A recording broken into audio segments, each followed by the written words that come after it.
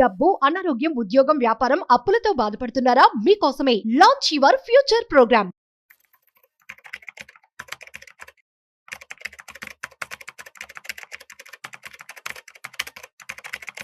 Welcome to Suman TV. నేను మీ రమా Rajesh.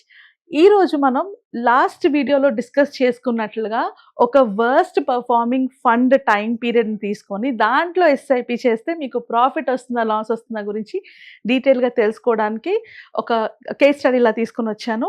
So ఒకవేళ మీరు ఎవరైనా లాస్ట్ వీడియో చూడకపోతే దయచేసి ఆ వీడియో కూడా చూడండి. దాంట్లో క్లియర్గా బేర్ మార్కెట్లో ఇన్వెస్ట్ చేయాలా, బుల్ మార్కెట్లో ఇన్వెస్ట్ చేయాలా, పడుతున్నప్పుడు పెట్టాలా, పెరిగేటప్పుడు పెట్టాలా అని దాని గురించి డిస్కస్ చేసుకున్నాం. ఈరోజు ఎస్ఐపి వల్ల బెనిఫిట్స్ ఏంటి అంటే మార్కెట్ పడినా పెరిగినా కూడా ఎస్ఐపి చేయడం వల్ల మీకు వచ్చే లాభం ఏంటి అని తెలుసుకోవడానికి ఒక వర్స్ట్ పీరియడ్లోని ఒక ఫండ్ యొక్క పర్ఫార్మెన్సెస్ని తీసుకొని వాటి గురించి మాట్లాడుతున్నాను. సో ఇంకా లేట్ చేయకుండా స్టార్ట్ చేసేద్దామా. ఈరోజు నేను ముందుగానే చెప్పినట్టుగా అందరికీ చాలా డౌట్స్ ఉంటాయి. ఇప్పుడు నేను ఇన్వెస్ట్ చేస్తున్నాను, మార్కెట్ పడుతుంది, నేను పెట్టిన దానికంటే ఇప్పుడు లాసెస్లో కనబడుతున్నాయి, సో దీనివల్ల నేను ఏమైనా లాస్ అవుతానా అన్న భయం చాలా మందికి ఉంటుంది. ఆ భయాన్ని పోగొట్టడానికే మీకు ఈ ఎక్సెల్ షీట్ తీసుకొచ్చింది. ఇది స్పెసిఫిక్గా ఒక పీరియడ్లోని అంటే 2000 నుంచి 2005 5 years పీరియడ్లోని ఒక ఫండ్ పర్ఫామ్ చేసిన పర్ఫార్మెన్స్ ఇది. ఒక యాక్చువల్ ఫండ్ని తీసుకొనే చెప్తున్నాను. ఫండ్ డీటెయిల్స్ అయితే నేను హైడ్ చేశాను బికాజ్ నా ఇంటెన్షన్ మీకు ఎడ్యుకేషన్ ప్రొవైడ్ చేయడమే కానీ ఒక ఫండ్ సజెషన్ కాదు. సో మ్యూచువల్ ఫండ్స్లో ఎప్పుడైనా ఇన్వెస్ట్ చేసేటప్పుడు ఖచ్చితంగా మీరు డాక్యుమెంట్స్ అన్నిటిని కేర్ఫుల్గా చదవాలి. అలానే మీకు ఏమైనా డౌట్స్ ఉంటే ఒక అడ్వైజర్ దగ్గర కన్సల్ట్ అయ్యి మాత్రమే ఇన్వెస్ట్మెంట్ చేయాలి. Okay, so coming back to the topic. ఇందులోని మనం తీసుకున్న ఫండ్ పీరియడ్ 2000 నుంచి 2005 వరకు 2 ఎగ్జాంపుల్స్ తీసుకొచ్చాను అలాగా మీకు అర్థం కావడం కోసం. సో మనం 2000 ఎస్ఐపిని మీరు ఎవరైనా ఒక 2000 ఎస్ఐపి స్టార్ట్ చేశారు అనుకుందాం.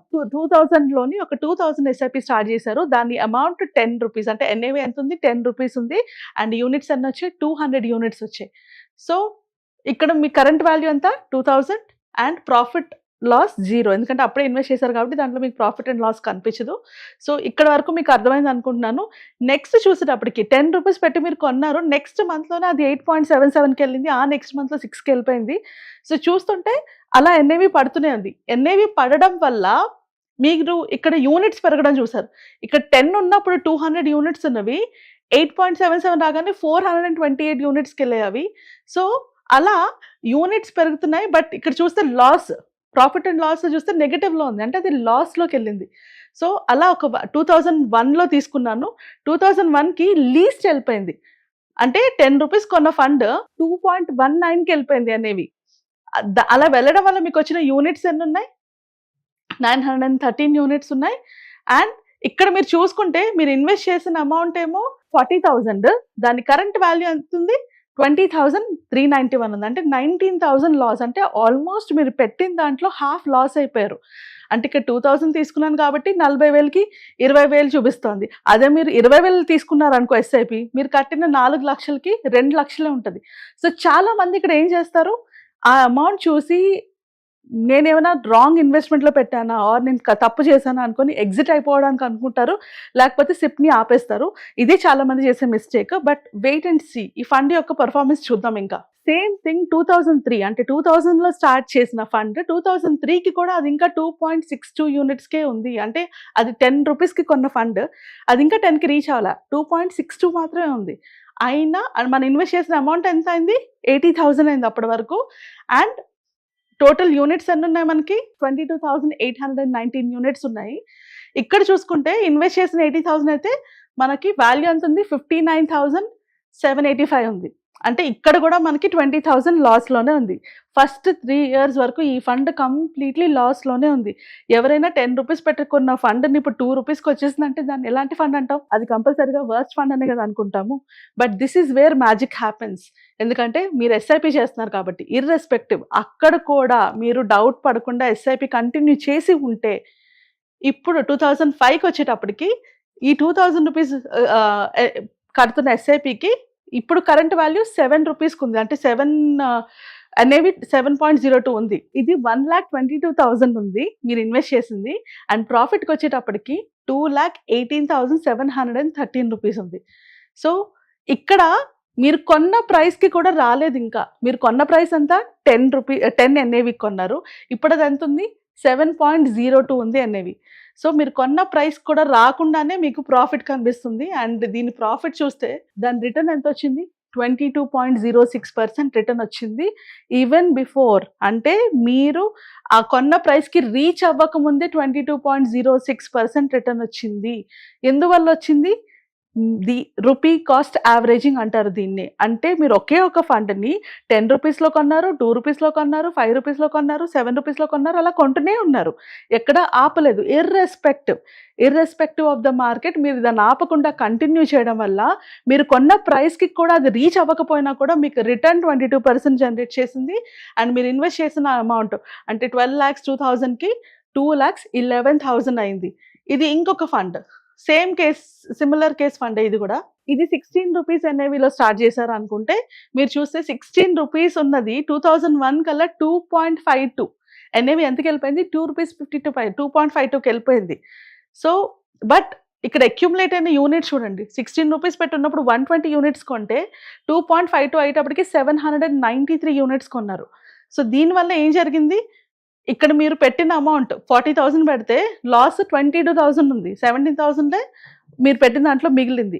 స్టిల్ కంటిన్యూ చేసి ఇర్రెస్పెక్టివ్ మార్కెట్ పెరిగిందా పడిందా అని ఆలోచించకుండా కంటిన్యూ చేసి ఉంటే 2005కి అది 9.63, అంటే మీరు కొన్నదానికి కూడా ఇంకా రీచ్ అవ్వలేదు. అవ్వకపోయినా కూడా మీరు పెట్టిన అమౌంట్ 12,02,000 అయితే మీకు వచ్చింది 2,23,000 వచ్చింది. సో వీటన్నిటిలో ఏం చెప్పడానికి ట్రై చేస్తున్నానంటే మార్కెట్ పడినా పడకపోయినా, అంటే ఈ ఫండ్ యొక్క పర్ఫార్మెన్స్ ఎలా ఉన్నా కూడా ఎస్ఐపికి ఉన్న advantage rupee cost averaging. So మీరు ఎలాంటి ఫండ్లో పెట్టినా కూడా రూపీ కాస్ట్ యావరేజింగ్ వల్ల మీరు మీ మనీని లాస్ అవ్వరు. And whether it is a bear market or bull market. So ఈ 2 షీట్స్ మీకు చూపించడానికి మెయిన్ రీజన్ ఏంటి అంటే ఎస్ఐపి వర్క్స్. ఎస్ఐపి బ్యాడ్ ఫండ్స్లోని వర్క్ చేస్తుంది, గుడ్ ఫండ్స్లోని వర్క్ చేస్తుంది, అలాగే బ్యాడ్ మార్కెట్లోని వర్క్ చేస్తుంది, గుడ్ మార్కెట్లోని వర్క్ చేస్తుంది. ఎస్ఐపికి టైమింగ్తో సంబంధం లేదు. ఎస్ఐపి వోలటాలిటీని కంట్రోల్ చేయడానికి ఎస్ఐపి అన్న ఒక ప్రోడక్ట్ని మనం యూజ్ చేస్తున్నాం. And losses in SIP are normal. ఇప్పుడు మీ పోర్ట్ఫోలియో నెగిటివ్లో కనబడుతున్నా, ఇప్పుడు మీ ఎస్ఐపి నెగిటివ్ చూపిస్తున్నా, దోస్ ఆర్ నార్మల్. దాన్ని చూసి భయపడద్దు. మీరు ఎగ్జాంపుల్ చూస్తే 76,000 ఇన్వెస్ట్ చేసింది 52,000కి వెళ్ళింది, 24,000 లాస్లో ఉంది మనం చూసిన వాటిలో. బట్ అయినా కూడా అక్కడే మనకి మ్యాక్సిమం యూనిట్స్ అక్యుములేట్ అవ్వడం వల్ల ఎట్ ది ఎండ్ అంటే 2005కి వచ్చేటప్పటికి మనకి 22% రిటర్న్ కనిపించింది. So losses in SIP are normal. మీ పోర్ట్ఫోలియో లాసెస్ కనిపిస్తే అది నార్మల్, అది మీ ఫ్యూచర్ వెల్త్ కోసం క్రియేట్ అవుతుంది అని అర్థం చేసుకోండి.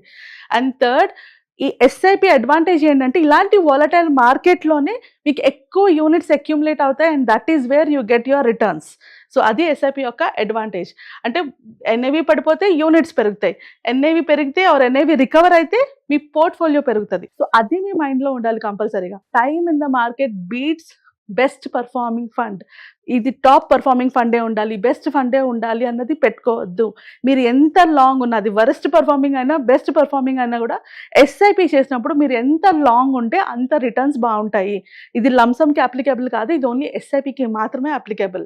And most important, discipline.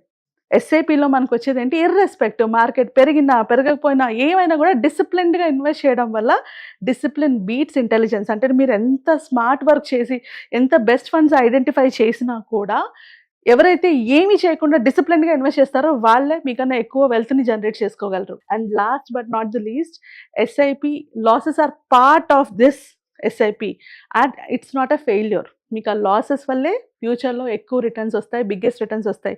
అంటే మీరు ఇన్వెస్ట్ చేసే పీరియడ్లో కనుక మీ ఎస్ఐపి లాసెస్లో ఉంటే just imagine you are creating more wealth అన్నది.